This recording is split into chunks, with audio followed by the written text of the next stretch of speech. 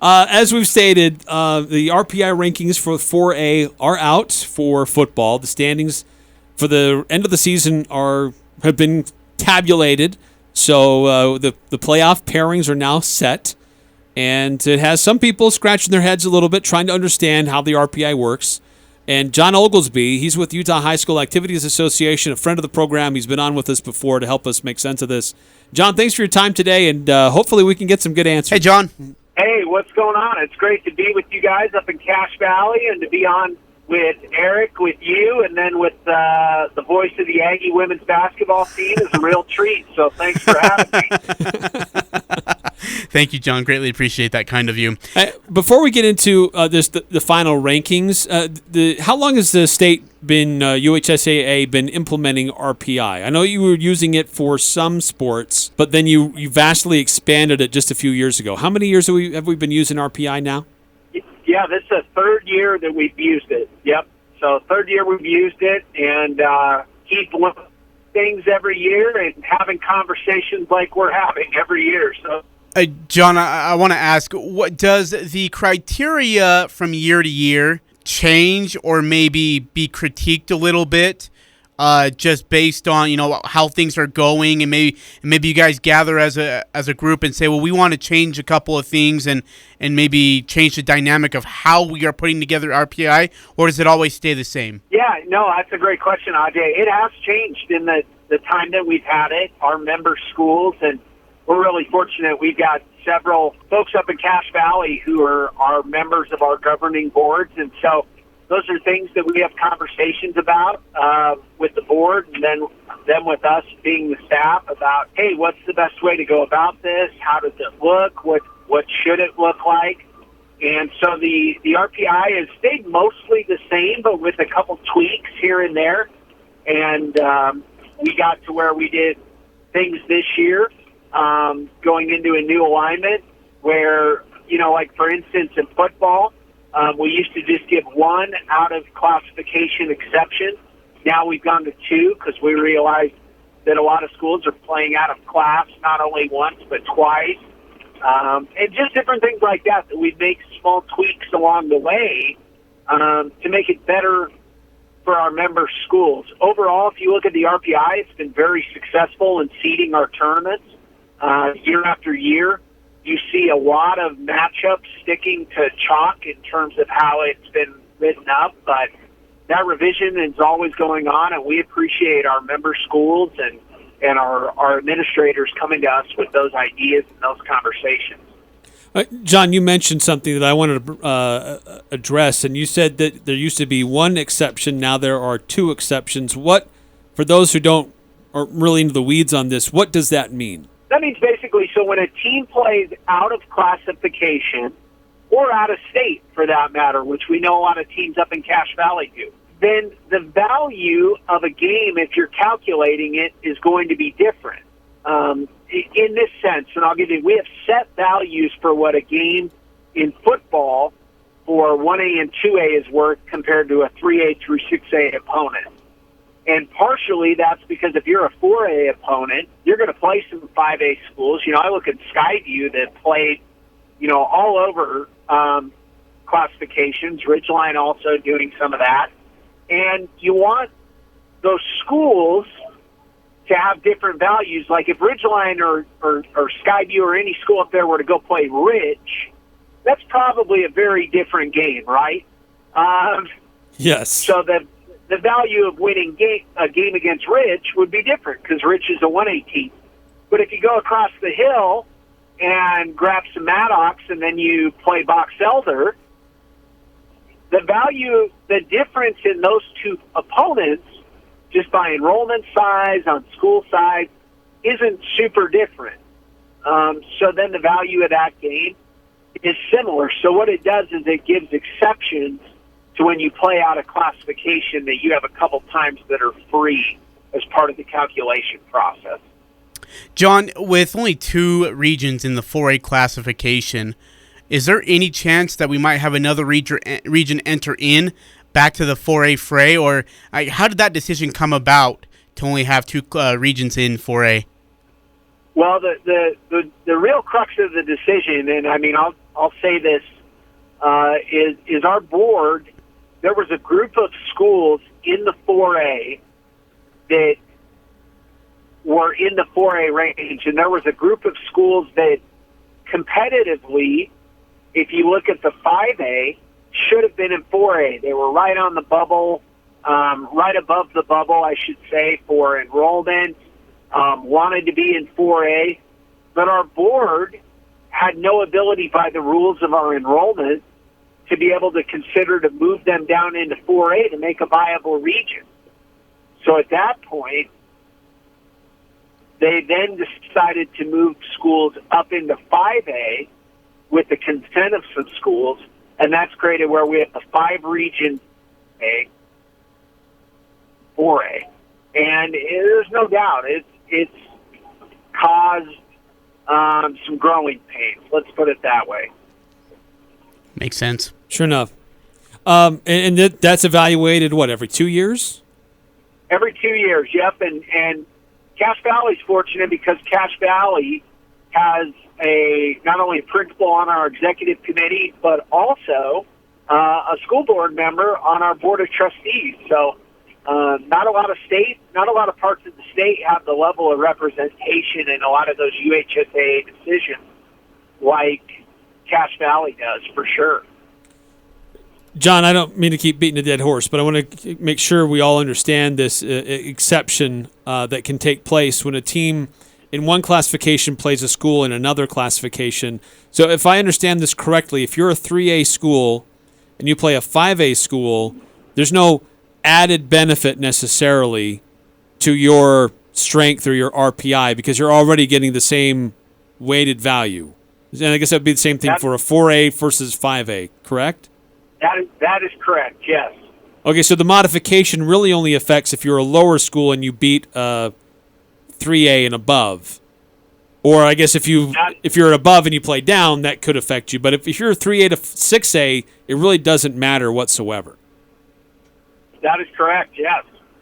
Okay, because I think there was some thought that maybe some confusion or misunderstanding that a school like Ridgeline, who played 4 5A schools, should get some extra consideration because of playing up so many times versus a Desert Hills who only played up twice. But that since they're so close in classification, there really is no added incentive to play up like that. Yeah, if you go to uhsaa.org and then go to our RPI page as well, and then go to our info and FAQs, because these are a lot of commonly asked questions, and I appreciate you guys bringing them up. It breaks down right there how all of it looks. And so when you look at that, it gives the index for what the out-of-classification wins are worth. Basically, the value of each classification is decided there. And we have different metrics compared to if it's a 5-classification sport compared to a 6-classification sport, which football went back to this year. So that's really been an important thing that's been part of our calculation process. The class modifier, if you will. And will that be adjusted any more, or just a 3A and a 6A have the same kind of level? Will there be any additional discrepancy how to fine-tune that, or is that pretty much where it's going to be moving forward, you think? Well, that'll be where it is for this year. Just with the way the board has voted to use the RPI, it's always up for discussion, and I think, again, we'll evaluate it. Our boards will have feedback on it, and we'll go forward to make the best decision we can for the state in terms of how the RPI is used. Hey, John, I have a random question for you, but why does, during the final week of the RPI standings, why do you guys cut it off? That's a commonly asked question, Ajay, and I appreciate you asking it because it's a yearly thing that I know a lot of folks ask. The reason we cut it off is we go in and verify that scores are correct, that scores are complete, and then we also use a little bit of it to create some hype.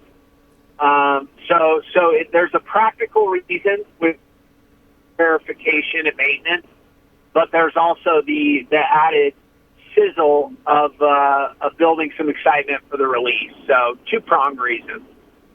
Have you ever seen any cases where somebody might decide to play differently in a final week based on where the standings are and how competitive a game might be based on if they were to know what those standings were?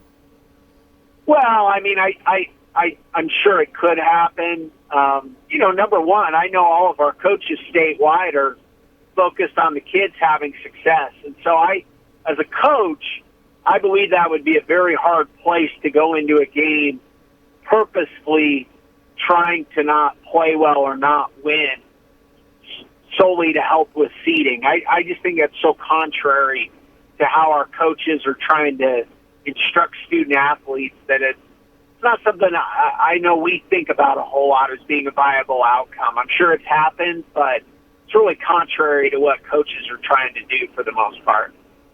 Jon Oglesby joining us here on the Full Court Press of the UHSAA. Jon, this has actually been a pretty fun fall sports season in almost all the sports. Volleyball, soccer, football.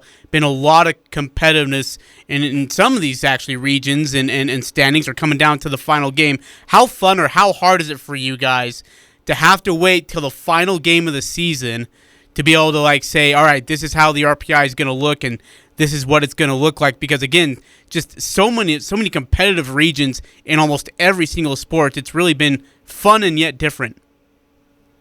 Yeah, no, it's been a great season, and you can tell with things in the state of Utah being a little more traditional this year, you can tell that a lot of people have come back to playing and have come back to being fans, and that's been exciting. It's been exciting to see people get those experiences again.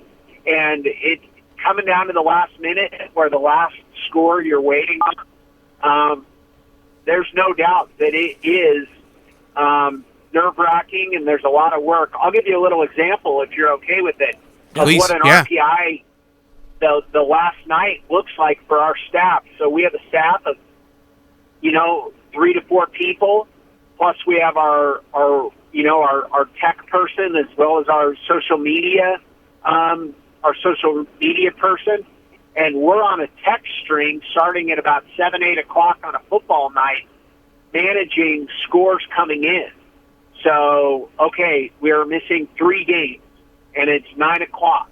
So then we'll wait for those 3 games to come in, and if we don't see them by a certain time, then what we do is we'll start making phone calls to athletic directors and coaches to get those scores. Once we get all the scores in, we then trigger an algorithm that calculates the RPI using the data from Max Preps, which requires a lot of computer programming coming into the season to make sure that's all functioning properly. And then from there, you have a mix of things. You have social media person working to get social posts ready to go, building graphics. You have our website person getting the website coded to be ready to go at a certain time with the information. You have our sports statistician who's building out brackets in PDF form so people can see who they're playing in a bracket. You have the sport director working to get communication ready to go for schools the next morning.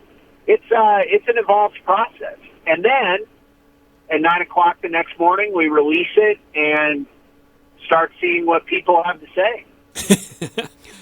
That's a great answer, Jon. That's a really, really good answer right there.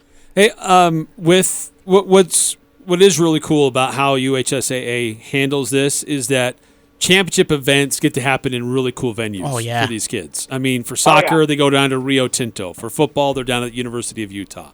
Basketball has kind of moved around a little bit, which I think is good. It makes it more regional, makes it so that it spreads it around for different fan bases and those students. With the football playoffs this year, it does say that the championship will be at the University of Utah. Will the semifinal be there as well, or those be at home sites?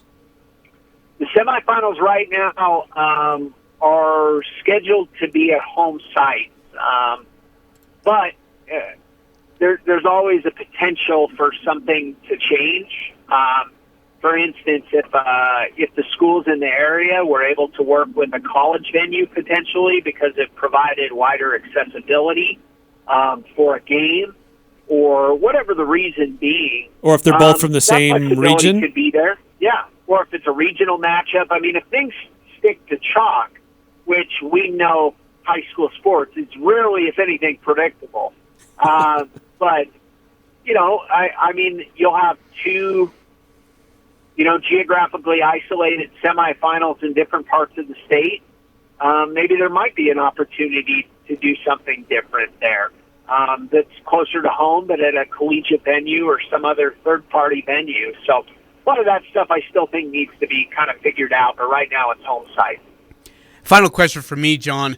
With the state ever growing at a very rapid rate, how are you guys going to handle having, cities or areas fill up? Are you going to have to build another classification, or are you just going to have to build more regions within classifications? How's that going to work? Well, I think that's a great question, Ajay. And our discussions in our board meetings is always around these types of issues. It's funny, we've heard everything from we need more classifications to now that we have a small 4A, maybe we need less. Maybe we need, go back to 5. That's been talked about in our board. I think right now where we're focused at is trying to create an alignment structure that really works well for the future of our state and for the growth that we know we're going to continue seeing. And that's a daily challenge because stuff as we've seen changes so fast. And the goal at the end of the day, we don't always get it right. Not everybody always gets it right, but the goal is always to get it right, and that's to make the best possible experience we can for the kids and the community.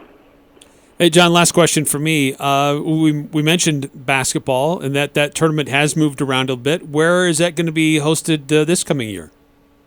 So the 4A classification this year is scheduled tentatively it's at Dixie State University. It'll be in a Monday through Wednesday format. We found that there were some schools that liked having us on a Monday through Wednesday, and so we're going to do that down at Dixie State this year. And then hopeful to be able to have it at a northern Utah location in 22-23. So we're already working on that and have had some very productive discussions to do it up north somewhere. And again, with those regions being on different parts of the state, it'd be nice to be able to move that 4A from the south up to the north the following year.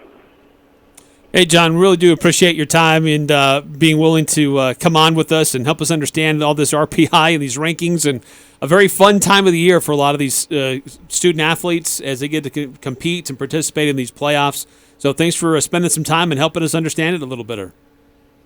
No, it's a pleasure to be with you guys, and always look forward to seeing you guys around in the next couple weeks, covering some Cache Valley and Northern Utah sports. Should be a lot of fun. Hey, thanks, John. Appreciate you, bud. Thanks, John. Okay, take care, you guys.